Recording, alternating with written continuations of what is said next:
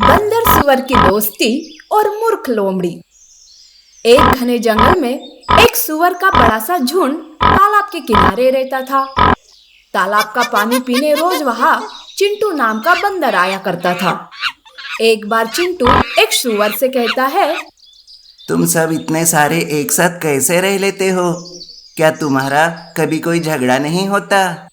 अरे नहीं नहीं चिंटू, हमारे झुंड का मुखिया बहुत ही अच्छा है। वो हम सब पर अच्छे से निगरानी रखता है और कभी ऐसा मौका ही नहीं आने देता कि कोई झगड़ा हो। मुझे भी ऐसे ही रहना पसंद है, पर मैं क्या करूं, मैं अकेला ही रहता हूं। सुअर, क्या तुम मेरे दोस्त बनोगे? हाँ हाँ, क्यों नहीं, आज से हम पक्के दोस्त। उस दिन के बाद से चिंटू और सुअर की गहरी दोस्ती हो जाती है। चिंटू अपना ज्यादा से ज्यादा वक्त सुअर के साथ बिताने लगता है। उसी जंगल में एक लोमड़ी भी रहती थी, जो कि किसी का भी खाना चुरा कर खाया करती थी। अब जंगल के सारे जानवर लोमड़ी की इस हरकत से परेशान होकर अपना अपना खाना संभाल कर रखने लगे थे। एक बार लोमड़ी भालू का खाना चुराने की कोशिश कर रही थी कि तभी भालू एक डंडा लेकर वहां आता है और कहता है, अरे ओ लोमड़ी, मार खाए बगैर तुम मानोगी नहीं। वो कहते हैं ना, लातों के भूत बातों से नहीं मानते। भालू ऐसा कहकर लोमड़ी को डंडे से मारने लगता है। भालू की मार खाकर लोमड़ी भागने लगती है और तालाब के किनारे आती है। तब अपने घाव देखकर लोमड़ी कहती है, अरे इस भालू ने मुझे कितना मारा, जरा सा तो खाना चुरा रही थी, इसके लिए इतना मारना क्या? मार की वजह से और भागने की वजह से अब तो बहुत भूख लग रही है, अब मैं क्या करूं? लोमड़ी ऐसा सोच ही रही थी कि उसकी नजर सुअर के झुंड पर जाती है, जहां पर कुछ नन्हे सुअर भी रहते हैं। उन्हें देखकर लोमड़ी कहती है, अरे सामने इतना सारा खाना पड़ा है और मैं इधर उधर का मार खा रही हूँ। आज से तो मैं बस ये नरम नरम सुअर का मांस ही खाऊंगी। लोमड़ी चुपके से एक सुअर के बच्चे को उठा लेती है। संख्या में ज्यादा होने की वजह से सुअर को कुछ खबर नहीं होती। इस तरह से 2-4 दिन निकल जाते हैं। लोमड़ी बहुत खुश रहती है कि उसे खाने के लिए ज्यादा कुछ मेहनत करने की जरूरत नहीं पड़ रही है। पर सुअर की संख्या में कमी, ये बात चिंटू के ध्यान में आती है और वो एक दिन सुअर से कहता है, अरे सुअर, तुम्हें लगता नहीं कि तुम्हारी संख्या कुछ कम हो गई है? क्या तुम्हारे मुखिया को भी ये बात पता नहीं चल रही है क्या? अरे हम इतने सारे हैं, भला कैसे पता चलेगा हमारी संख्या कम हो रही है? और वैसे भी तुम ये कैसे कह सकते हो कि सुअर कम हो गए हैं? अरे मैं पेड़ पर रहता हूँ, पेड़ से मैं सब कुछ देख सकता हूँ। अब मैं पता लगाता हूँ कि आखिरकार सुअर की संख्या कैसे कम हो रही है। चिंटू ऐसा कहकर एक पेड़ पर बैठकर सुअर के झुंड पर नजर रखने लगता है। तभी लोमड़ी वहां आती है और एक सुअर को छुपके से पकड़कर ले जाती है। तब चिंटू को सारी बात समझ आती है। वो तुरंत सुअर के पास जाता है और सारी बात बताता है। तब सुअर कहता है, अरे बाप रे, लोमड़ी हमारे बच्चे को खा रही है और हमें अभी तक पता नहीं। अब तो इस लोमड़ी को सबक सिखाना ही पड़ेगा। लेकिन हम कैसे सबक सिखाएंगे चिंटू? अरे सुअर, उस लोमड़ी को मूर्ख बनाना बहुत ही आसान है। तुम उसकी चिंता मत करो, बस तुम सारे मेरा साथ देना। चिंटू लोमड़ी को फंसाने के लिए प्लान करता है। प्लान के हिसाब से दूसरे दिन चिंटू पेड़ पर बैठकर लोमड़ी का इंतजार करता रहता है।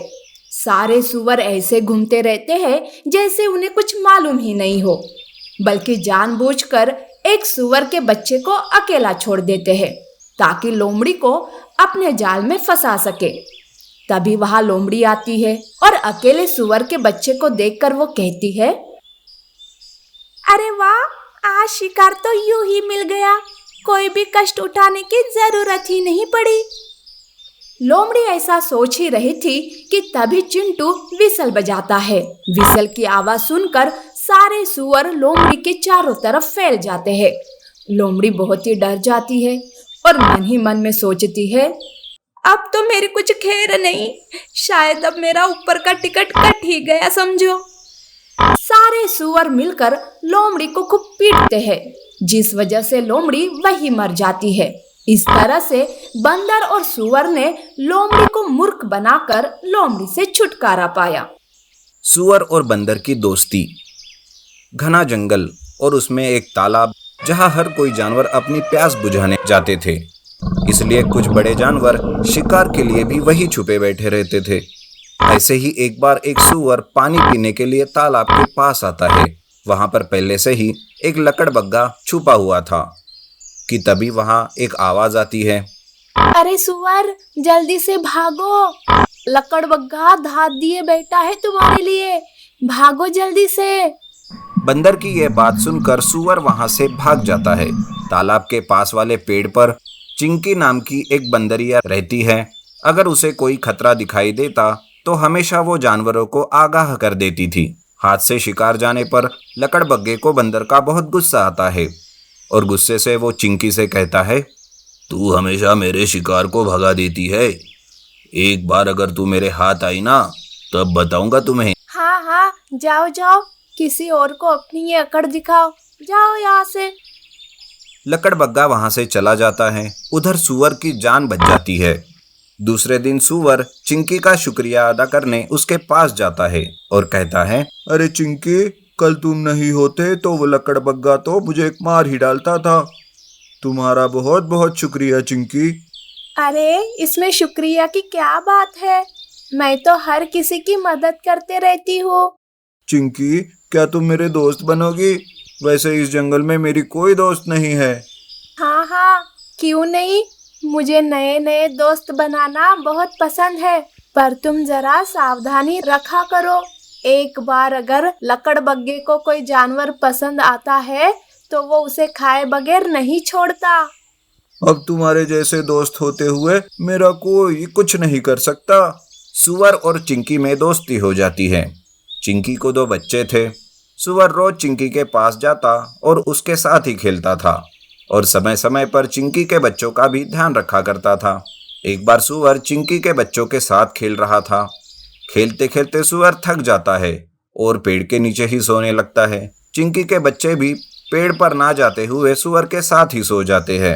तब चिंकी सुअर से कहती है, अरे सुअर, यहाँ सोना अच्छा नहीं है, जंगली जानवर हमेशा आते जाते रहते हैं यहाँ से, और आज तो मेरे बच्चे भी तुम्हारे साथ नीचे ही सो गए हैं। अरे घबराओ मत मेरी दोस्त, हमें कुछ नहीं होगा। सुअर चिंकी की बात नहीं सुनता और वो पेड़ के नीचे आराम करने लगता है। पर बंदर ऊपर पेड़ से ही पहरेदारी करने लगती है कि तभी उसे लकड़बग्गा आते हुए दिखाई देता है। अरे बाप रे, लकड़बग्गा तो यही आ रहा है। अरे ओ सुअर, उठ जाओ, मेरे प्यारे बच्चों, तुम भी उठो। वो तीनों गहरी नींद में थे, जिस वजह से सुअर सोते ही रहता है। अरे अब तो यह लकड़बग्गा मुझसे बदला लेने के लिए मेरे बच्चों का शिकार करेगा। कैसे भी करके उसे रोकना होगा, कोई तो प्लान बनाना होगा। चिंकी सोचने लगती है। तभी उसके दिमाग में एक प्लान आता है और वो जोर जोर से चिल्लाने लगती है, अरे सुअर उठो, बहुत सारे शिकारी आ रहे हैं, शिकारी, उनके हाथ में बंदूकें भी है। चिंकी की आवाज से उसके बच्चे उठकर पेड़ पर चले जाते हैं, पर अभी भी सुअर वही सोया हुआ रहता है। चिंकी को सुअर की चिंता होने लगती है। तब लकड़बग्गा सोचता है, अरे ये तो चिंकी का कोई प्लान होगा अपने दोस्त की जान बचाने का। आज तो इसके झांसे में नहीं आऊंगा मैं। लकड़बग्गा आते ही रहता है कि तभी चिंकी अपने मुंह से गोली के फायरिंग की आवाज निकालती है। गोली की आवाज सुनकर लकड़बग्गा डर जाता है और उसे लगता है कि सच में शिकारी आ रहे हैं। फिर लकड़बग्गा भी वहां से भाग जाता है। सुअर भी फायरिंग की आवाज सुनते ही नींद से जाग जाता है। अरे गोली की आवाज, क्या कोई शिकारी आए हैं क्या? अरे मेरे दोस्त, ऐसे घोड़े बेचकर सोना अच्छी बात नहीं है। आज तुम्हारे वजह से मेरे भी बच्चे खतरे में आए थे। वो लकड़बग्गा फिर से आया था, वो तो मेरे वजह से बच गए तुम। शुक्रिया मेरे दोस्त, आज फिर से तुमने मेरी जान बचाई। आगे से मैं ख्याल रखूंगा। उस दिन के बाद से सुअर चिंकी की हर एक बात को सुनता। इससे उन दोनों की दोस्ती और भी गहरी हो जाती।